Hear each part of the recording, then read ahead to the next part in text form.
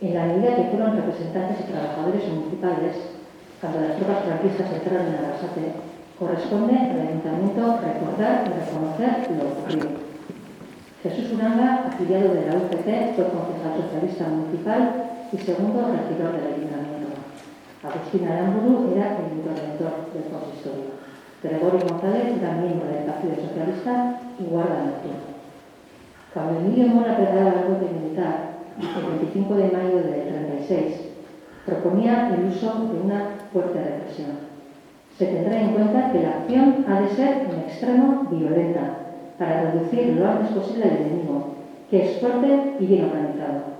Desde luego serán encarcelados todos los directivos de los partidos políticos, sociedades o sindicatos no afectos al movimiento, aplicándoles castigos ejemplares a dichos individuos para estrangular los movimientos de rebeldía o de